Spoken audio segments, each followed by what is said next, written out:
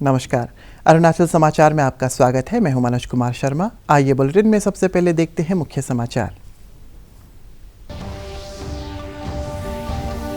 राष्ट्रपति रामनाथ कोविंद ने देश में जल सुरक्षा के लिए जल शक्ति अभियान कैच द रेन का किया शुभारंभ। राष्ट्रीय जल पुरस्कार भी किए प्रदान। 11 श्रेणियों में राज्यों, संगठनों और व्यक्तियों को दिए गए 57 पुरस्कार। बेहतर जल प्रबंधन के लिए अरुणाचल के सियांग जिले को पूर्वोत्तर जोन के सर्वश्रेष्ठ जिले के कैटेगरी में मिला दूसरा स्थान। वॉल ऑफ हार्मनी विवाद पर अरुणाचल प्रदेश सरकार के मुख्य प्रवक्ता और गृह मंत्री बामांग फेलिक्स ने जारी किया बयान। कहा, राज्य सचिवालय ईटानगर की वॉल ऑफ हार्मनी को विकृत करने के मामले में ईटानगर पुलिस द्वारा गिरफ्तार किए गए एवो मिली और नीलिम महंता के संबंध में दी जा रही प्रतिक्रियाओं के पूरी तरह से भ्रामक। असम और मेघालय के बीच 50 साल पुराने सीमा विवाद को खत्म करने की दिशा में उठाया गया है अहम कदम। असम के मुख्यमंत्री हिमंत बिस्वा शर्मा और मेघालय के सीएम कोनराड सांगमा ने केंद्रीय गृह मंत्री अमित शाह की मौजूदगी में दिल्ली में किया समझौते पर हस्ताक्षर।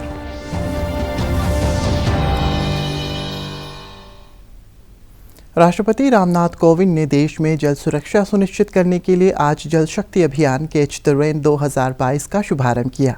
इस अभियान में इस वर्ष 30 नवंबर तक चलेगा। राष्ट्रपति ने कहा है कि इस वर्ष अभियान भूमिगत जल स्रोतों के विकास और जल ग्रहण क्षेत्र के विस्तार पर केंद्रित रहेगा। इस अवसर पर राष्ट्रपति ने नई दिल्ली में तीसरे राष्ट्रीय जल पुरस्कार प्रदान किए। 11 श्रेणियों में राज्यों, संगठनों और व्यक्तियों को 57 पुरस्कार दिए गए। सर्वश्रेष्ठ राज्य श्रेणी में उत्तर प्रदेश को प्रथम, राजस्थान को दूसरा और तमिलनाडु को तीसरा पुरस्कार दिया गया। जनहितैषी जल प्रबंधन कार्यक्रम के लिए अरुणाचल प्रदेश के सियांग जिले को पूर्वोत्तर जोन के सर्वश्रेष्ठ जिले की कैटेगरी में दूसरा स्थान मिला। सियांग जिले के 3000 से अधिक गांवों में नल के जरिए जल पहुंच रहा है।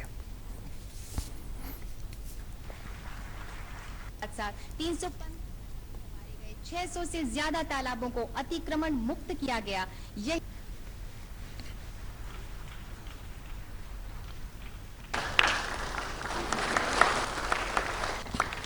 मुझे जल शक्ति अभियान कैच द रेन 2022 का शुभारंभ करते हुए प्रसन्नता हो रही है।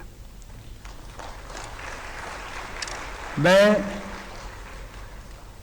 देश के सभी नागरिकों से और विशेषकर आप सब लोगों से आग्रह करता हूं कि अभियान के इस चरण के दौरान प्रमुख गतिविधियों की सफलता हेतु पूरी कर्मठता से अपना योगदान करें। जल संरक्षण के कार्य में प्रत्येक व्यक्ति की सक्रिय भागीदारी के लिए स्थानीय जनता को प्रेरित करने में जिला अधिकारियों और सरपंचों को मार्गदर्शक की महत्वपूर्ण भूमिका निभानी होगी। आज हम सभी ये संकल्प लें कि जिस तरह इतिहास का सबसे बड़ा टीकाकरण अभियान भारत में चलाया जा रहा है, उसी प्रकार हम सब इस अभियान को भी इतिहास का सबसे बड़ा जल संरक्षण अभियान बनाएंगे। अरुणाचल प्रदेश सरकार के मुख्य प्रवक्ता और गृह मंत्री बामांग फेलिक्स ने कहा है कि राज्य सचिवालय ईटानगर की वॉल ऑफ हार्मनी को विकृत करने के मामले में ईटानगर पुलिस द्वारा गिरफ्तार किए गए एवो मिली और नीलिम महंता के संबंध में मेन स्ट्रीम मीडिया के साथ ही सोशल मीडिया पर दी जा रही प्रतिक्रिया पूरी तरह भ्रामक है। श्री फेलिक्स द्वारा जारी प्रेस विज्ञप्ति में कहा गया है कि इन दोनों के गिरफ्तार किसी भी तरह के बांध विरोधी मामले में नहीं की गई। उन्होंने कहा है कि राज्य सरकार अभिव्यक्ति की आज़ादी में विश्वास करती है, लेकिन इस अधिकार का उपयोग कानून के दायरे में किया जाना चाहिए। उन्होंने कहा है कि सार्वजनिक संपत्ति को विकृत करने के मामले में कानूनी कार्रवाई की जा रही है। श्री फेलिक्स ने कहा है कि अरुणाचल के नामकरण के 50 वर्ष पूरे होने के उपलक्ष्य में स्वर्ण जयंती कार्यक्रम के तहत वॉल ऑफ हार्मनी को मंजूरी दी गई थी और राजधानी ईटानगर के राष्ट्रीय राजमार्ग से लगे राज्य सचिवालय की 4 दीवारी पर प्रदेश की सांस्कृतिक विरासत के साथ ही प्राकृतिक सौंदर्य को प्रदर्शित किया गया। उन्होंने कहा है कि इसके माध्यम से प्रदेश की जनजातियों के बीच भाईचारे, उनके हस्तशिल्प, कला एवं संस्कृति, वन्यजीवों और वनस्पतियों को क्रोनोलॉजिकल ऑर्डर में दर्शाया गया था। श्री फेलिक्स ने कहा है कि मामला अदालत में है और राज्य सरकार अदालत के फैसले का सम्मान करेगी। असम व मेघालय के बीच 50 साल पुराना सीमा विवाद लगभग खत्म हो गया है।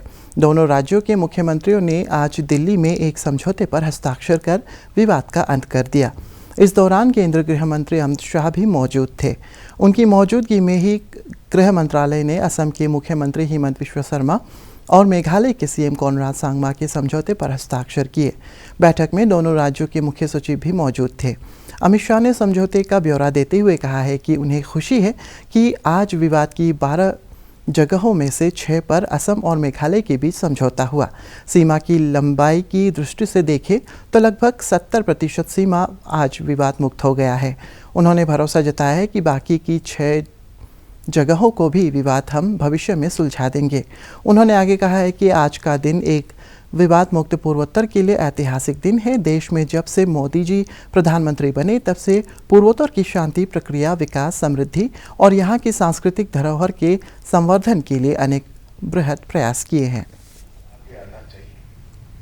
इतने कम समय में मुझे आनंद है कि आज जो 12 पॉइंट डिस्प्यूट्स के थे वो 12 पॉइंट में से 6 पॉइंट पर असम और मेघालय के बीच में समझौता हुआ है और सीमा की लंबाई की दृष्टि से देखें तो करीब करीब 70% सीमा आज विवाद मुक्त हो गई है।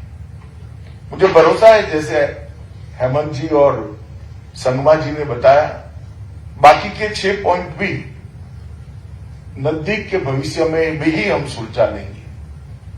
मित्रों, जब तक विवाद नहीं सुलझता, सशस्त्र जितने भी ग्रुप हैं इनका सरेंडर नहीं होता, नॉर्थ ईस्ट का विकास संभव नहीं है। राष्ट्रपति रामनाथ कोविंद ने सोमवार को राष्ट्रपति भवन में आयोजित समारोह में वर्ष 2022 के लिए पद्म पुरस्कार प्रदान किया। इस अवसर पर उपराष्ट्रपति एम वेंकैया नायडू, प्रधानमंत्री नरेंद्र मोदी, प्रधान न्यायाधीश एन.बी. रमण, केंद्रीय गृह मंत्री अमित शाह सहित कई गणमान्य व्यक्ति मौजूद थे।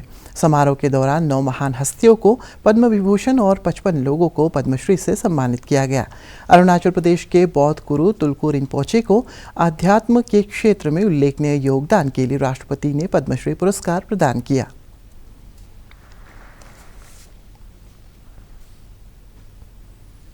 मुख्यमंत्री पेमा खांडू और केंद्रीय कानून मंत्री किरण रिजिजू ने बौद्ध गुरु तुलकु रिम्पोचे को पद्मश्री अवार्ड मिलने पर बधाई दी है। अपने एक ट्वीट में श्री खांडू ने कहा है कि राज्य के लिए गर्व की बात है कि उन्होंने राष्ट्रपति के कर कमलों से देश का प्रतिष्ठित नागरिक सम्मान मिला है। सोमवार को नई दिल्ली में इस वर्ष के पद्म पुरस्कार से सम्मानित महान हस्तियों के लिए आयोजित भोज में केंद्रीय गृह मंत्री अमित शाह और केंद्रीय कानून मंत्री किरण रिजिजू ने उनके साथ चर्चा की।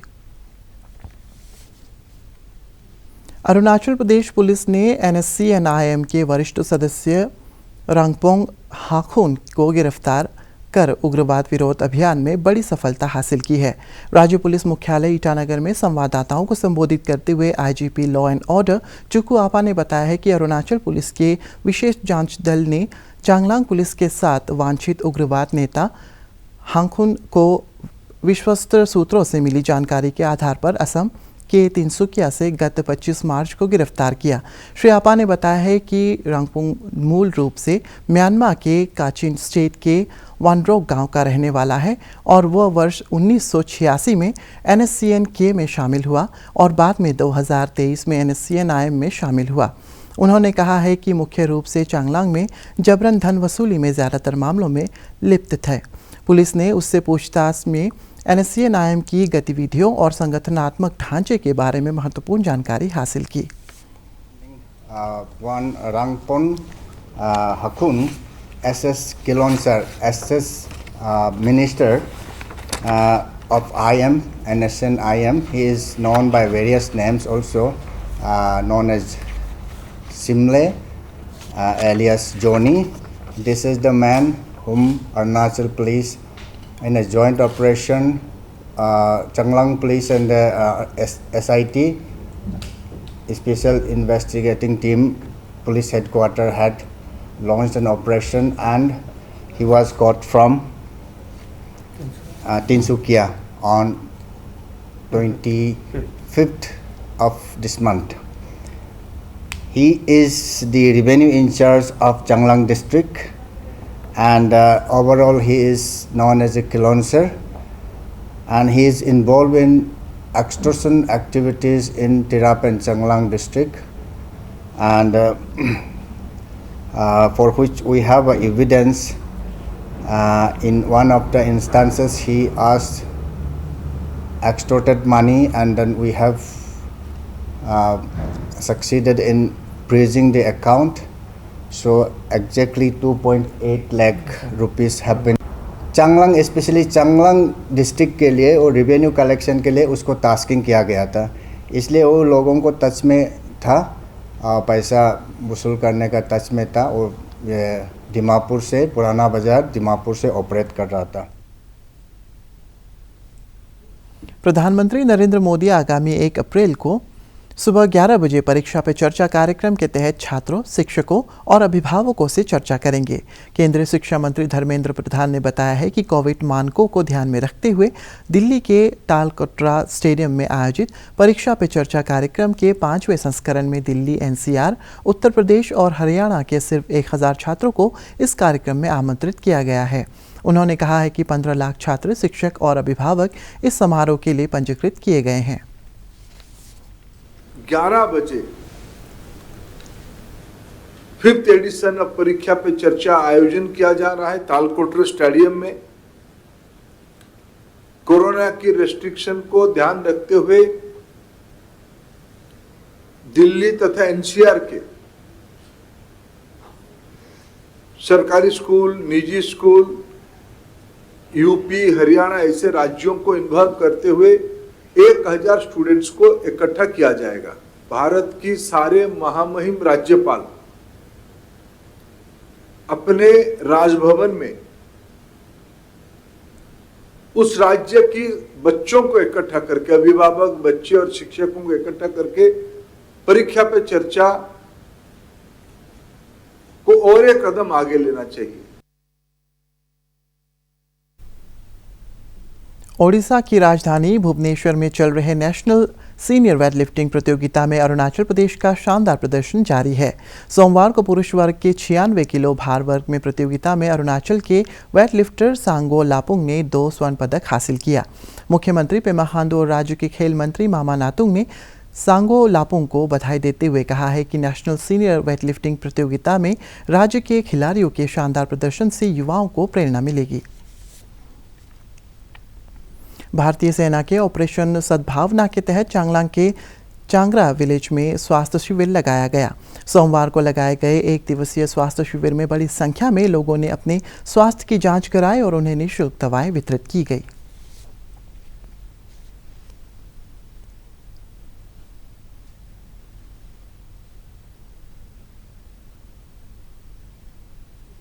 वेस्ट कामेंग जिले के भालुकपोंग में भारत तिब्बत सीमा बल ITBP की 54वीं बटालियन के कैंपस के लिए नवनिर्मित 10 भवनों और कई वाहनों का शुभारंभ किया गया।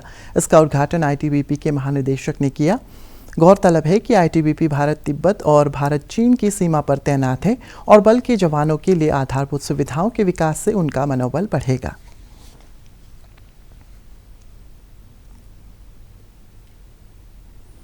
पूर्वोत्तर क्षेत्र विकास मंत्री जे किशन रेड्डी ने कहा है कि पूर्वोत्तर सीमांत रेलवे वर्ष 2023 तक पूर्वोत्तर के सभी राज्यों को ब्रॉडगेज से जोड़ने के लिए प्रतिबद्ध है।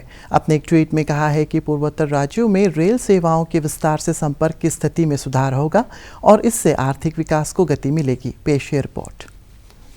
विकास की पटरी से जोड़ने का बीड़ा उठाया है भारतीय रेल ने। भारत सरकार ने अनदेखी का शिकार इन राज्यों में परिवर्तन के जो प्रयास शुरू किए हैं, उनमें रेल मार्ग कनेक्टिविटी प्रमुख है और भारतीय रेल पूर्वोत्तर के 8 राज्यों में युद्ध स्तर पर काम कर रही है। नॉर्थ ईस्ट फ्रंटियर रेलवे के तहत इन राज्यों की राजधानियों को 2023 तक आपस में ब्रॉड गेज से जोड़ने का लक्ष्य रखा गया है। भारतीय रेल ने इन दुर्गम भौगोलिक क्षेत्रों में अपने अनुभव और नवीन तकनीक की सहायता से पिछले 4 साल में तेजी से कार्य प्रगति की है।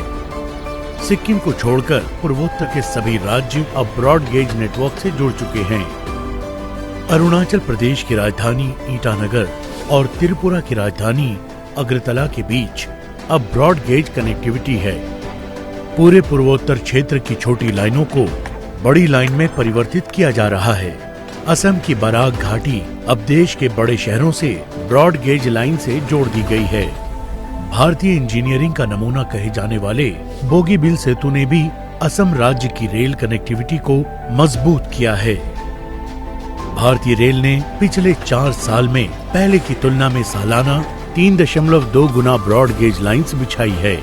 इस बीच राज्य राजधानियों को जोड़ने वाली 65 किलोमीटर सुरंगों का काम पूरा किया गया। पिछले 4 साल में भारतीय रेल ने इन राज्यों में कई नई रेलवे लाइंस का संचालन शुरू किया। इन दूरस्थ क्षेत्रों के ब्रॉड गेज नेटवर्क से जुड़ जाने से न सिर्फ इन राज्यों के बीच संपर्क तेज हो रहा है, बल्कि पूर्वोत्तर राज्य राष्ट्र की मुख्यधारा से जुड़कर सामाजिक, आर्थिक और व्यावसायिक रूप से मजबूत होंगे और राष्ट्र निर्माण में भागीदार बन सकेंगे। तवांग जिले के बोमजिर विलेज के लोगों ने दुर्लभ पक्षी हिमालयन ग्रिफोन का बचाया है। राज्य के वन और पर्यावरण विभाग के एक ट्वीट के अनुसार बंदरों के हमले में हिमालयन ग्रिफोन घायल हो गया था और इस पक्षी के रेंज फॉरेस्ट ऑफिसर तागे हान्या को निगरानी में स्थानीय पशु अस्पताल में रखा गया है। इस पक्षी को स्वस्थ होने के बाद वन में छोड़ दिया जाएगा।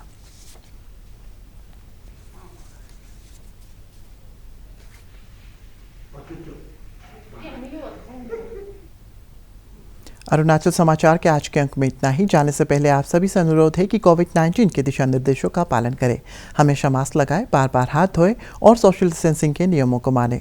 कोरोना महामारी से बचाव के लिए आपका वैक्सीन लगवाना भी ज़रूरी है। अगर आप वैक्सीन लगवाने के पात्र हैं तो ज़रूर लगवाएं।